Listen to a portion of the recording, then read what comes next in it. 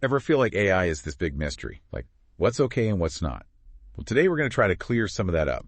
We're doing a deep dive on some brand new EU guidelines on AI practices that are actually prohibited, like a cheat sheet for navigating the world of AI, which honestly feels more and more like it's running things, doesn't it? It's true, AI is everywhere. But yeah, these guidelines just came out this month. And what's interesting is they're tied into the EU's AI Act, the one. Yeah. Came into effect last year. Oh, yeah. Big deal. Huge. It sets the rules basically for how AI can be used in all sectors. And these guidelines break it down for everyone. Like even if you aren't building robots or whatever, so everyone understands what's not allowed. So like, why should I even care about this? I'm not building AI. I just use it. See, that's the thing. Whether you know it or not, AI is already making decisions that affect your life. Like the apps you use, social media, all that stuff. These guidelines are about protecting you in this new world. Making sure AI is being used responsibly and ethically, not just for companies, but for everyone. So no robot uprising then? No, not quite. I mean, those sci-fi scenarios are fun to think about. But the EU is focusing on very real risks from AI systems that are being used right now today, like hiring tools, social media algorithms, even healthcare and finance. Oh, wow. Okay, that's serious. Yeah. So these guidelines lay out 9 AI practices that are banned by the EU. What's the big idea behind these bans? The AI Act and these guidelines are all about making sure that AI respects people's fundamental rights, their safety, and democratic values.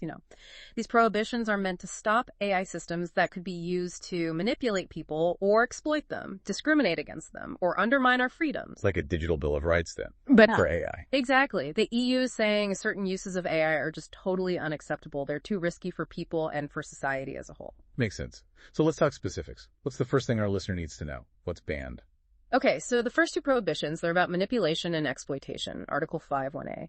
That one's about systems that manipulate people using subliminal techniques. Or they take advantage of someone's vulnerabilities to cause harm. Whoa, okay, hold on. What does that even look like? Like a real-world example. Imagine a mental health app that uses subliminal messages to influence a user's thoughts and feelings, like pushing them towards self-harm. Or an AI lending platform that targets people who are desperate for money and offers them predatory loans, taking advantage of their situation. That's scary. And it's not just about individuals, right? The guidelines talk about exploiting groups, too. Right. Article 5(1)(b), that covers when an AI system targets a whole group based on things like their age or disability or their economic situation, basically exploiting their shared vulnerabilities to try to control their behavior. So like those algorithms that target kids with ads for in-app purchases, knowing they might not understand the whole money thing. Yeah, exactly. Or an AI system used by a company to manipulate workers into accepting unfair conditions because they're afraid of losing their jobs. That's messed up.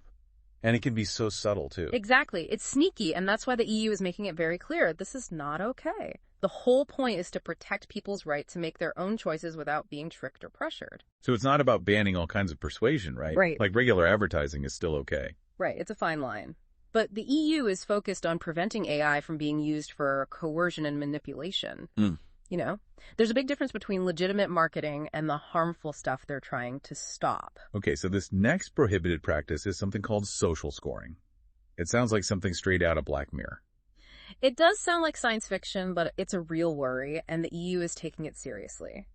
Article 5(1)(c) bans AI systems that create these social scores based on your behavior characteristics, and then using that score to treat you unfairly. So like a credit score, but for your whole life. Kinda. But instead of just your finances, it could judge you on all sorts of things, like your social media, what you buy, your political views, even if you're always late. And then you could be denied a job or a loan or even housing based on this score. Exactly. You're basically being judged by an algorithm. That's the fear. And it could lead to a lot of discrimination, people being afraid to express themselves. You're constantly being watched and ranked. I see why the EU is stepping in. Yeah. The whole idea is super creepy. The EU is basically saying people should not be reduced to a score. And your opportunities in life shouldn't be decided by some secret algorithm. Okay, makes sense. Yeah. So the next one is about using AI to predict criminal behavior. Yeah. Which feels like it could go wrong really easily. It's definitely a sensitive area. Article 5(1), this one prohibits systems that predict if someone's going to commit a crime based just on their profile or personality. The worry is that this could reinforce existing biases and lead to unfair targeting by law enforcement. So like no Minority Report stuff then? No pre-crime units? Nope, not in the EU. The focus is on judging people based on what they've actually done, not what some algorithm thinks they might do in the future. They're drawing a line between legitimate crime prevention and using AI to basically prejudge people based on their profile. Yeah, it feels like a slippery slope to a world where innocent people are punished for crimes they haven't even committed yet. Exactly. And that's why the EU is stressing the importance of due process, innocent until proven guilty, and no algorithmic bias in law enforcement. Okay, so we've covered manipulation, social scoring, and predicting criminality. What's next? What other AI practices are off limits? Okay, let's talk about facial recognition. Article 5.1. This one targets the practice of just grabbing facial images from the internet or CCTV footage to create facial recognition databases without any specific purpose. So no more collecting our faces without our knowledge or consent. That's the idea. It's a huge privacy issue, right? It could lead to mass surveillance and basically eliminate anonymity in public spaces. I'm glad the EU is taking a stand against that kind of data collection, but I'm guessing there are some exceptions. There are a few very limited exceptions. Like for law enforcement and national security, we'll talk about those later. But for the most part, the EU is saying our faces are not just data points to be collected and analyzed without our consent. Okay, makes sense. Yeah. What about using AI to try to read people's emotions? Yeah, that's addressed in Article 5.1. This one focuses on using AI systems to figure out people's emotions from biometric data. Like in the workplace or in schools, the EU is saying no to employers using AI to track their employees' emotions or schools using it to judge students' reactions in class. So no more bosses using AI to see if you're happy at work. Not without a very good reason and a lot of safeguards in place. The concern is that this tech could violate privacy, create unfair working conditions, and stifle freedom of expression. Okay, that makes sense. So what about using AI to categorize people based on their biometric data? Right, that's Article 5.1G. This one prohibits systems that try to figure out sensitive things about you based on your biometrics, like your race, your political opinions, or your religious beliefs. Yeah, I can see how that could be used to profile people and discriminate against them. Exactly. The worry is that it could lead to all sorts of problems like discrimination, social exclusion, and undermine basic rights to equality. The EU is making it clear our biometric data shouldn't be used to put us in boxes and stereotype us in ways that could hurt us. Wow, this is a lot to take in. It feels like we're just scratching the surface here. We are. It's a lot to unpack, but it's really important to understand these prohibitions because they're a big change in how we think about AI and its impact on our lives. We'll dive into the last two prohibited practices and the EU's enforcement mechanisms in our next segment. Welcome back. It's kind of wild to think about all the AI stuff that's already banned in the EU, like we were just talking about. Like it feels like we're living in the future already, Yeah, it is a lot, but we're not done yet. There are two more AI practices the EU has decided to ban, and then we need to talk about how they plan to enforce all of this. Okay, so what's next on the list of things that are off limits? Well, we just talked about protecting our sensitive attributes. Right. Now let's get into one of the most talked about uses of AI, real-time biometric identification, especially facial recognition. Oh yeah, that's the one everyone's worried about, especially with all the stories about it being used in public. Right. Article 5.1 of the AI Act. This is where the EU sets very strict limits on using these systems, like facial recognition for law enforcement purposes in public spaces. They're not banning it completely, but they're saying it can only be used in very specific situations. So it's not like we'll never see facial recognition being used by police in the EU. No, you're right. The AI Act actually outlines 3 exceptions where it might be allowed. One is for locating victims of certain serious crimes, like abductions or human trafficking. Okay, that would make sense. I mean, every second counts in those cases. Right. But couldn't that be abused? Like, what's stopping authorities from saying they need facial recognition even when it's not that serious? Well, the EU thought about that. The guidelines are really specific. This exception only applies to very serious crimes where the victim's life is in immediate danger. It's not just a free pass to use facial recognition for any missing person case. Okay, so there's a really high bar for that one. What about the second exception? Preventing imminent threats to life. What counts as imminent, exactly? Think of it like this. Let's say there's a credible tip about a terrorist attack about to happen right now. In that kind of situation where there's a clear and present danger to a lot of people, using real-time biometric identification to find the suspect might be the only way to stop it. I can see how that could be necessary, but it also seems risky. Like, how do we make sure this power isn't abused? That's where the idea of proportionality comes in. The EU is really clear about this. Using facial recognition has to be the last resort. Only after all other options have been tried and failed It can't be used for just general surveillance or to target people based on vague suspicions. It's about finding that balance between security and our right to privacy. What about the third exception? Using facial recognition to find suspects of serious crimes. Doesn't that kind of go against the ban on predicting criminality? It's a good question, but there's a key difference. This exception only comes into play after a serious crime has already happened, and only after a suspect has been identified through a normal investigation. It's not about using AI to predict who might commit a crime, but to find someone who's already wanted by the police. So they can't just use facial recognition to round up anyone who fits a certain profile. No, there has to be real evidence linking the person to the crime, found through a proper investigation. It's about using facial recognition as a tool to find a specific individual, not to judge people based on how they look. Gotcha. Okay. But even with these exceptions and all the talk about proportionality, it still feels pretty invasive. What's stopping authorities from taking advantage of this? Well, the EU has set up a lot of safeguards to prevent that from happening. First, every single use of real-time biometric identification for law enforcement needs to be approved beforehand by a judge or an independent authority. So the police can't just decide to use facial recognition whenever they want. Nope. They have to make their case, explain why it's necessary and why it's appropriate, and someone else has to agree with them before they can use it. It's all about accountability. Okay, that's one layer of protection. Yeah. What else? There's also this thing called a Fundamental Rights Impact Assessment, AFRIA. They have to do one of these every time they want to use real-time biometric identification. I've heard of those, but what exactly is it?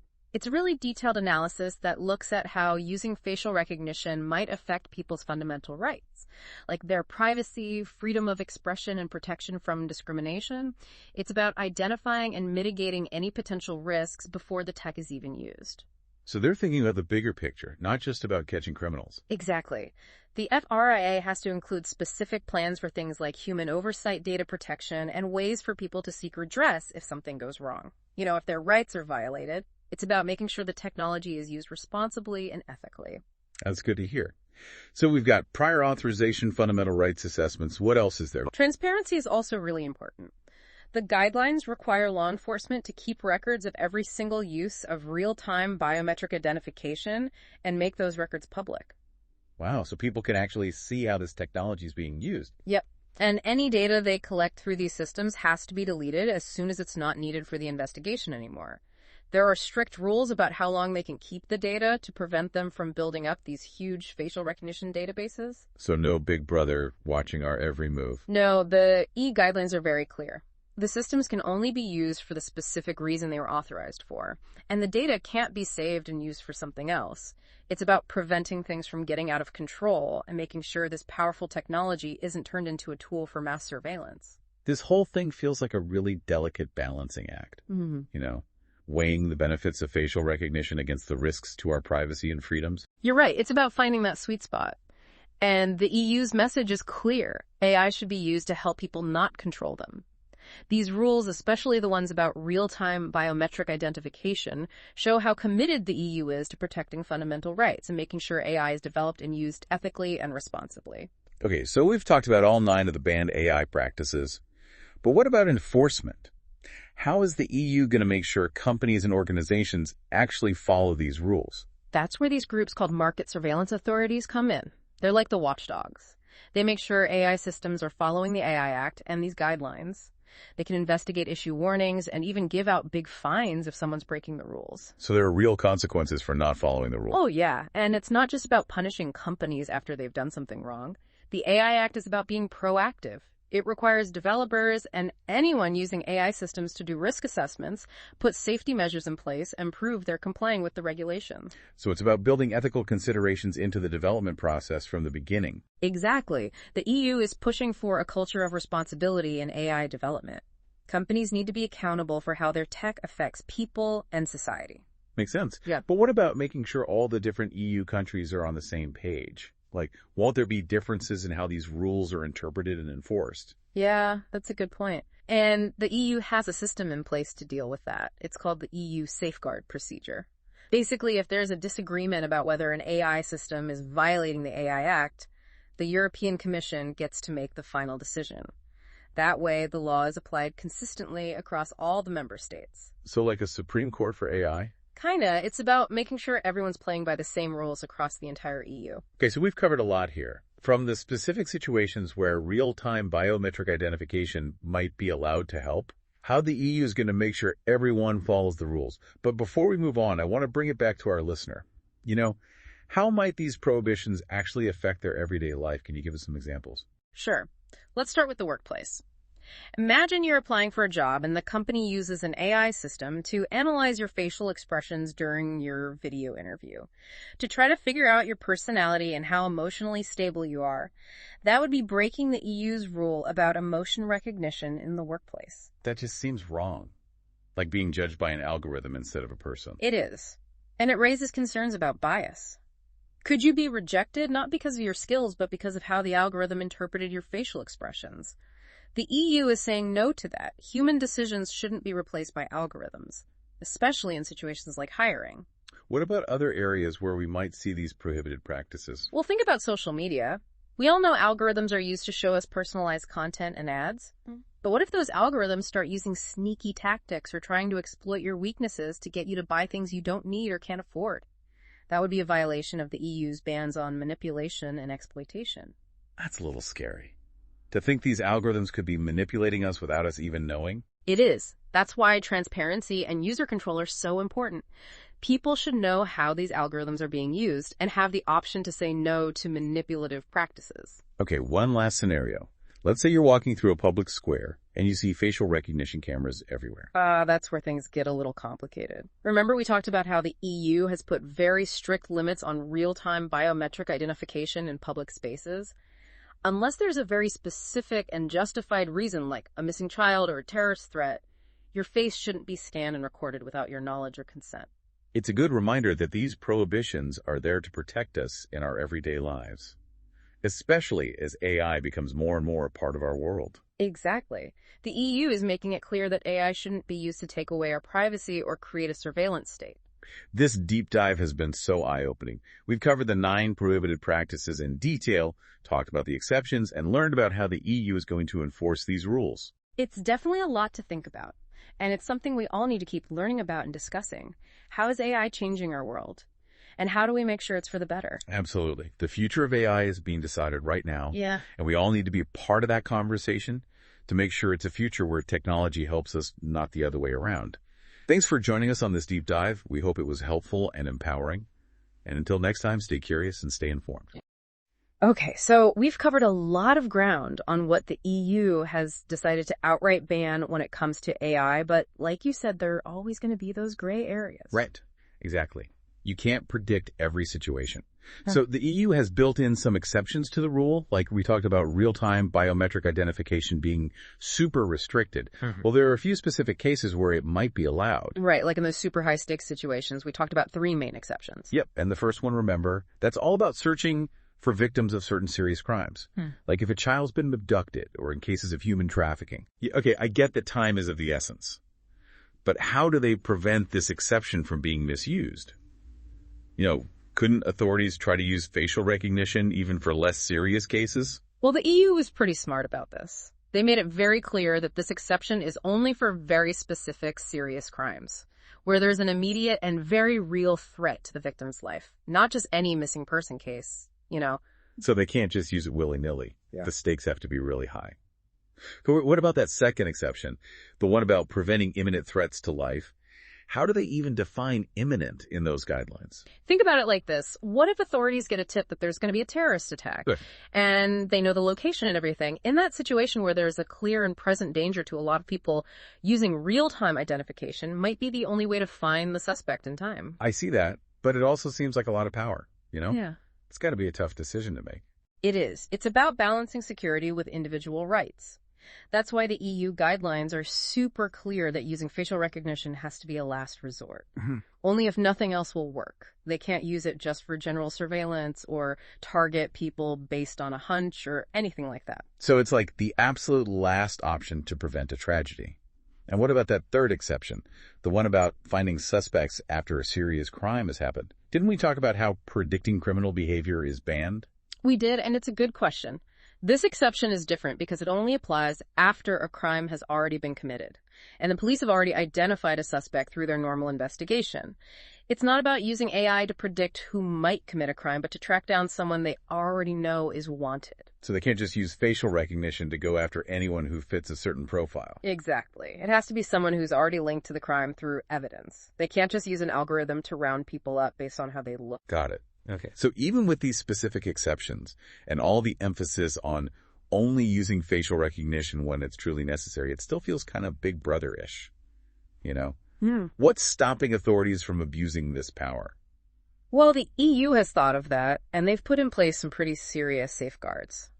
First off, anytime law enforcement wants to use real-time biometric identification, they have to get permission first from a judge or an independent authority. So they can't just decide to use it on their own? Nope. They have to go before a judge or someone and explain exactly why they need to use it, why it's appropriate in this specific case. And that judge or authority has to sign off on it before they can go ahead. It's all about accountability. So there's a whole process they have to go through. Yeah. That's good. And what else? What other safeguards are there? Remember those fundamental rights impact assessments we talked about? The FRIAs? Well, they have to do one of those every single time they want to use real-time biometric identification. Right. Yeah. Can you remind me what those are all about? Basically, it's a super in-depth analysis of how using facial recognition could potentially impact people's fundamental rights. You know, like their privacy, their right to free speech, and protection from discrimination.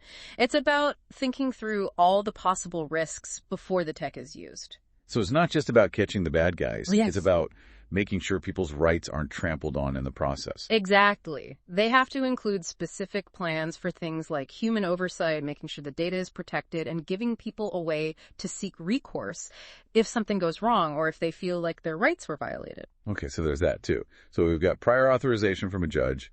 We've got the fundamental rights impact assessment.